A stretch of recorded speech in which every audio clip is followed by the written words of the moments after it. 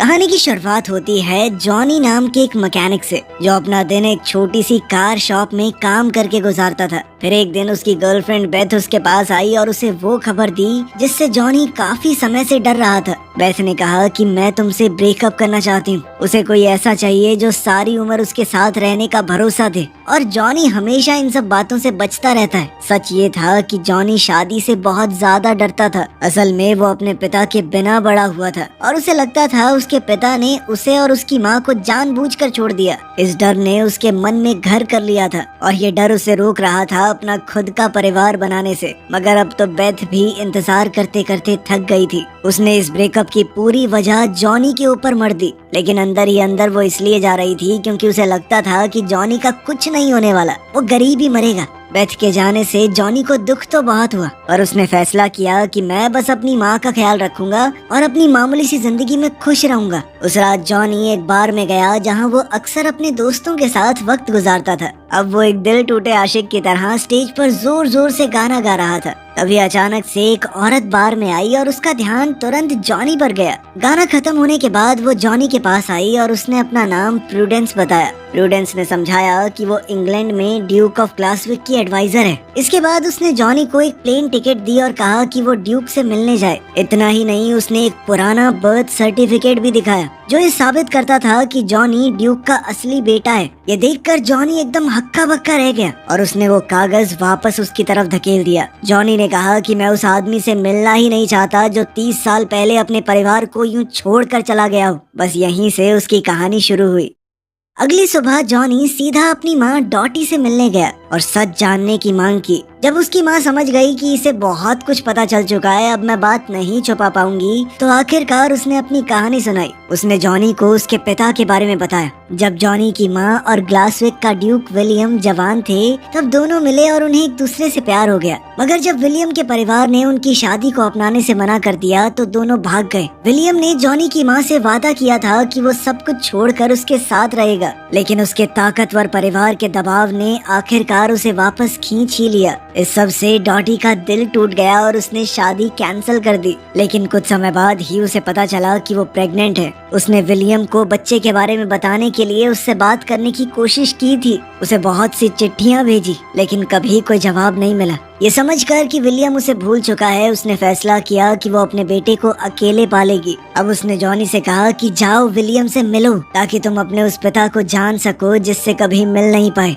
अपनी माँ की बात मानते हुए जॉनी उस शानदार महल तक पहुँच गया जिसे ड्यूक ऑफ ग्लासविक अपना घर कहता था। प्रूडेंस ने वहाँ पर उसका स्वागत किया और उसे कई सारे कमरे दिखाते हुए महल का एक छोटा सा टूर करवाया। कुछ देर बाद वो उसे ड्यूक के स्टडी रूम में ले गई और उसे वहाँ इंतजार करने को कहा। साथ ही ये भी याद दिलाया कि किसी भी चीज को छूना मत। मगर जैसे ही वो बाहर गई, जॉनी ने एक पुरानी फेंसिंग वाली तलवार उठाई और उसके साथ खेलने लगा। थोड़ी ही देर बाद विलियम अंदर आया। बाप बेटे दोनों की शक्ल बहुत ज्यादा मिलती थी। उनका बोलने का अंदाज और आदतें तक एक जैसी लग रही थी। जब जॉनी को एहसास हुआ कि उसके सामने खड़ा आदमी वही बाप है जिससे वो कभी नहीं मिला, तो माहौल थोड़ा सीरियस हो गया। वहीं विलियम को लग रहा था कि जॉनी यहाँ पैसे मांगने आया है, मगर उसे ये नहीं पता था कि प्रूडेंस ने उसे यहाँ पर बुलाया है। ये पैसों वाला इल्जाम सुनकर जॉनी के दिल को बहुत ठेस पहुँची। उसने कहा कि मैं सिर्फ अपने बाप से मिलने आया था, जो मेरी जिंदगी से सालों पहले गायब हो गया था। लेकिन सालों बाद अपने बेटे से मिलने के बाद भी इस ठंडे से बर्ताव को देखकर जॉनी बहुत निराश हुआ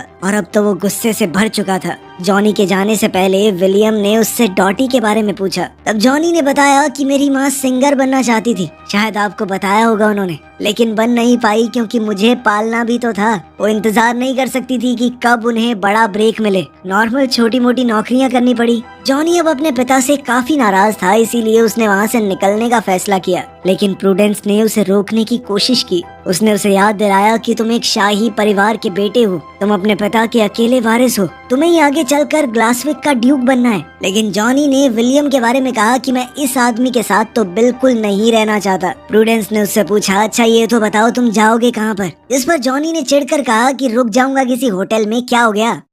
फिर बाहर निकलते वक्त जॉनी की नजर गैराज में खड़ी एक पुरानी गाड़ी पर पड़ी। उसे वो कार काफी पसंद आई, लेकिन उस पर धूल की मोटी परत जम चुकी थी। इसीलिए उसने खिड़की पर जल्दी से छोटा सा मैसेज लिख दिया। कि गाड़ी को साफ कर दिया जाए। इसके बाद वो पास के एक बार की तरफ चला गया, जहाँ उसने बार के मालिक के लिए एक पुराना म्यूजिक बॉक्स ठीक कर दिया। उसे घर से निकले ज्यादा देर हुई नहीं थी कि प्रूडेंस उसे ढूंढती हुई वहाँ भी पहुँच गई। उसने जॉनी को बताया कि विलियम चाहता है कि पूरे एक हफ्ते तुम महल के अंदर ही रुको, लेकिन जॉनी ने मना कर दिया कि मुझे जाना ही नहीं। तो प्रूडेंस ने उसके सामने एक डील रखी। उसने जॉनी से कहा कि चलो डार्ट्स का एक मैच खेलते हैं। अगर मैं जीत गई तो तुम्हें महल में वापस चल के वहीं रुकना पड़ेगा, और अगर तुम जीत गए तो तुम वापस अमेरिका जा सकते हो, और साथ ही तुम जो कहोगे तुम्हारी एक बात मैं जरूर मानूंगी। जॉनी ये सोचकर मान गया कि इस लड़की को तो हरा ही दूंगा, लेकिन प्रूडेंस का निशाना बहुत अच्छा था, वो बहुत आसानी से जीत गई। बाद में पता चला कि वो तो असल में एक प्रोफेशनल प्लेयर है। खैर कुछ भी हो, जॉनी हार गया था तो वो महल में वापस चलने को मान गया।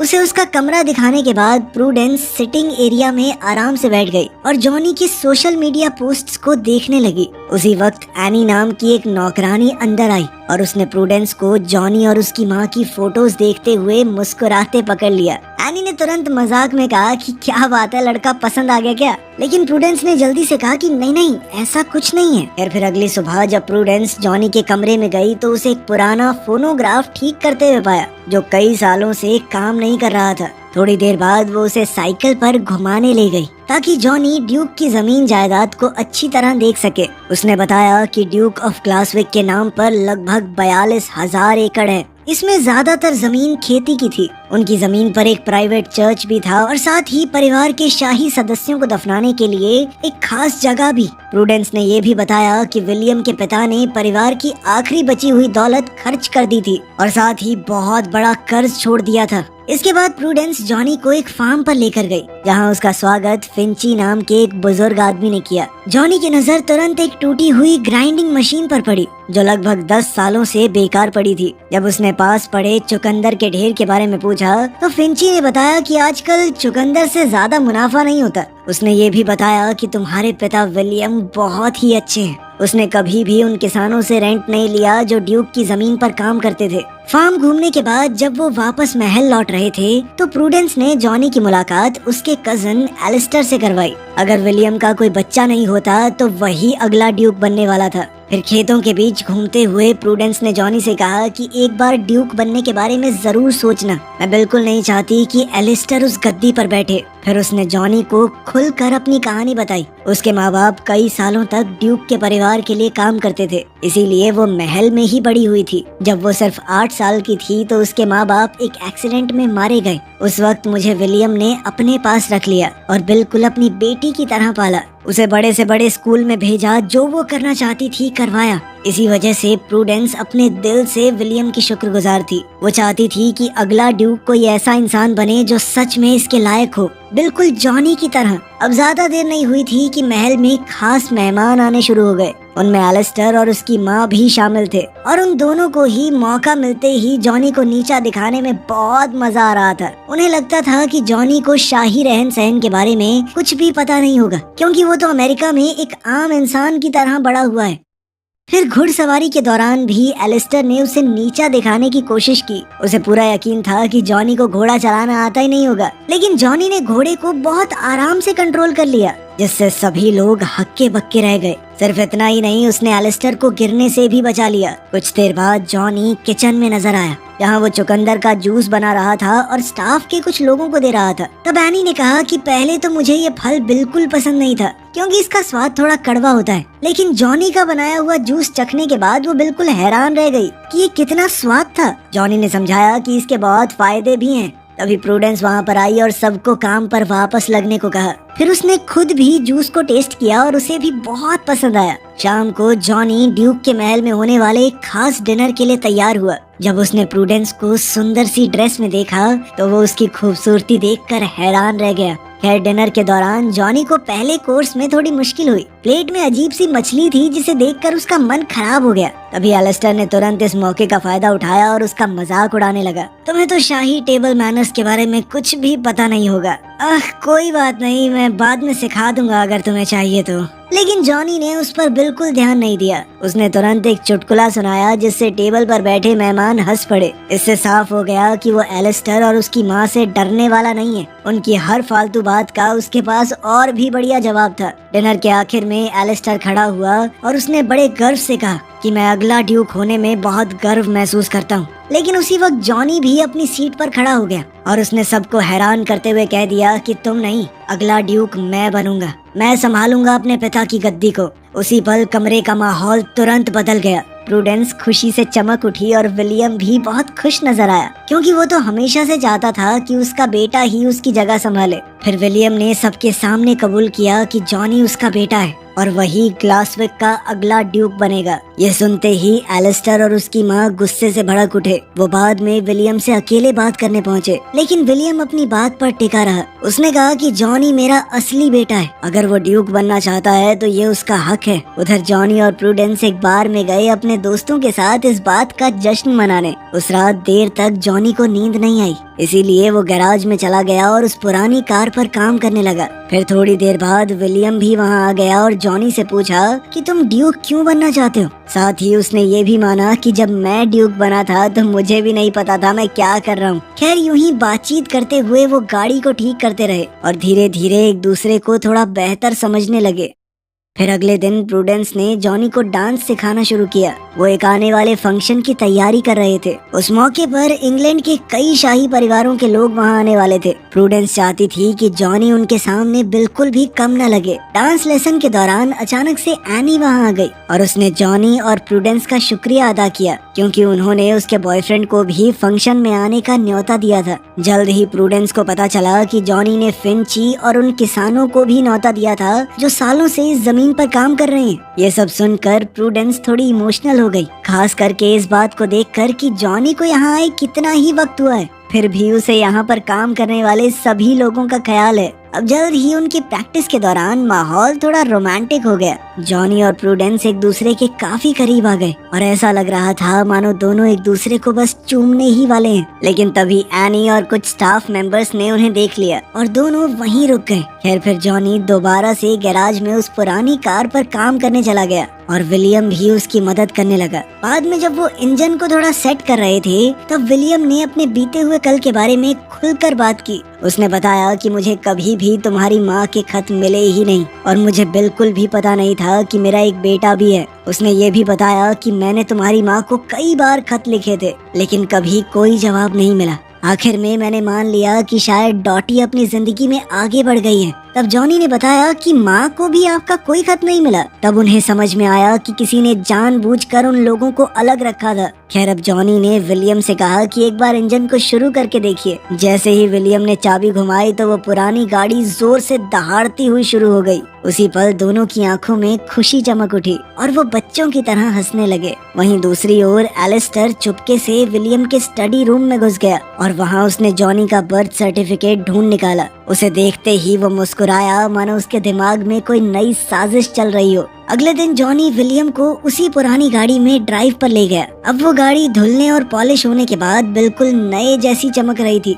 वहीं प्रूडेंस और बटलर दूर से खड़े होकर ये सब कुछ देख रहे थे और बाप बेटे को इतना करीब आते देखने की उन्हें बहुत खुशी थी। फिर वो लोग फार्म पर गए जहाँ जॉनी ने वो ग्राइंडिंग मशीन भी ठीक कर दी थी जो सालों से खराब पड़ी थी। अब फिंची और बाकी किसान उस मशीन का इस्तेमाल करके ताज़ा जूस बना रहे थे, जिसे बेचकर उनकी अच्छी खासी कमाई भी हो रही थी। विलियम ये सब देखकर बहुत खुश हुआ और उसने तुरंत सबको जश्न में शामिल होने का न्योता दिया। लेकिन जब वो वापस महल लौटे तो एलिस्टर और उसकी माँ पहले से वहाँ उनका इंतजार कर रहे थे। तब उन्होंने एक खतरनाक खुलासा किया। उन्होंने बताया कि जॉनी का जन्म विलियम और डॉटी की शादी खत्म होने के बाद हुआ था। इसका मतलब ये था कि कानून के हिसाब से जॉनी को नाजायज औलाद माना जाएगा और वो कानूनी तौर पर ड्यूक नहीं बन सकता। ये बात सुनकर विलियम और जॉनी दोनों के पैरों तले जमीन खिसक गई, लेकिन उस वक्त उनके पास कहने को कुछ भी नहीं था। जॉनी का दिल पूरी तरह से टूट चुका था, लेकिन फिर भी वो इस बात से खुश था कि कम से कम उसे अपने पिता को जानने का मौका तो मिला। अब उसका वहाँ कुछ काम तो था नहीं, तो उसने जाने का फैसला किया। जबकि प्रूडेंस बार बार उसे रुकने के लिए कह रही थी। इस पर जॉनी ने कहा कि वो कभी भी उस जगह का हिस्सा था ही नहीं और फिर वो वहाँ से चल दिया। अब जॉनी सीधा उस बार में पहुँचा जहाँ सब लोग पहले ही ये खबर सुन चुके थे। सब लोग बहुत उदास थे। उन्होंने फैसला किया कि जॉनी के बिना वो बिल्कुल भी उस जश्न में जाएंगे ही नहीं। उधर एनी और महल का स्टाफ भी बिल्कुल ऐसा ही महसूस कर रहा था। अब जॉनी को सपोर्ट करते हुए उन्होंने भी इवेंट में ना जाने का फैसला ले लिया। उधर अपने ऑफिस में प्रूडेंस दोबारा से जॉनी का बर्थ सर्टिफिकेट देख रही थी। तभी उसकी नजर एक खास डिटेल पर पड़ी। जैसे ही उसे समझ आया कि इसका मतलब क्या है, वो तुरंत जॉनी को ढूंढने के लिए भाग पड़ी और उससे कहा कि रुक जाओ। उसने जॉनी से कहा कि डांस में जरूर आना, बस मेरी खातिर। फिर इवेंट शुरू होने से पहले विलियम ने मेहमानों का स्वागत किया, लेकिन तभी वो एकदम हैरान रह गया जब उसे डॉटी वहाँ पर आती हुई नजर आई। उसकी खुशी छुपाए नहीं छुप रही थी और वो तुरंत उसे अंदर ले गया ताकि सबसे मिलवा सके। फिर थोड़ी देर बाद जॉनी भी प्रूडेंस और अपने दोस्तों के साथ डांस में आ गया। इधर एलिस्टर और उसकी माँ ये सब देखकर बुरी तरह चिढ़ रहे थे, क्योंकि ये सब उन्हें बिल्कुल पसंद नहीं आ रहा था। उनके हिसाब से मामूली लोग शाही जश्न में क्या कर रहे हैं, क्या काम है इनका यहाँ पे। इसी भीड़ में जॉनी ने अचानक से अपनी माँ को देखा। वो पूरी तरह चौंक गया, क्योंकि उसे तो पता भी नहीं था उसकी माँ यहाँ आने वाली है। तभी डॉटी ने उसे गले लगा लिया और बताया कि विलियम ने उसे पहले ही प्लेन टिकट भेज दी थी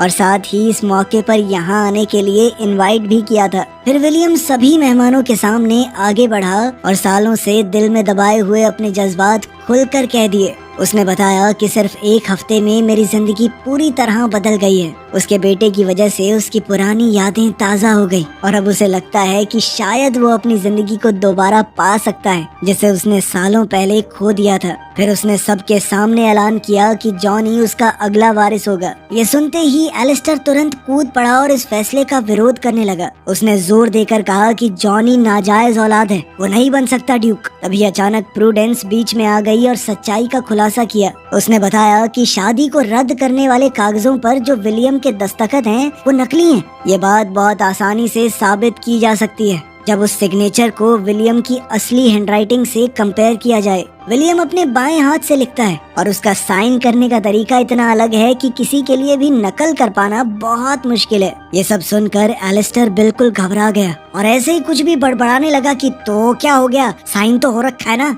लेकिन विलियम ने तुरंत भारी आवाज में कहा कि यहाँ से निकल जाओ। फिर कुछ पल बाद जॉनी आगे बढ़ा और अपने पिता को जोर से गले लगा लिया। इसके बाद जॉनी ने अपने आगे के प्लान्स भी बताए। उसने ऐलान किया कि वो इस धरती पर कई पीढ़ियों से रह रहे किसानों के साथ मिलकर एक जूस कंपनी स्टार्ट करना चाहता है। फिर कहानी के आखिर में जॉनी ने प्रूडेंस को डांस के लिए पास बुलाया। उनके आसपास बाकी मेहमान भी डांस में शामिल हुए और पूरे हॉल में खुशी का मंजर दौड़ पड़ा। फिर डांस के बाद जॉनी प्रूडेंस को गार्डन में ले गया। वहाँ उसने अपने दिल की बात कहकर अपने प्यार का इजहार किया। प्रूडेंस ने भी हाँ कहते हुए उसे चूम लिया। तो चलो, अपना हीरो ड्यूक भी बन गया और साथ में हीरोइन भी मिल गई और क्या ही बचा है। मैं और तुम मिलते हैं अगली वीडियो में।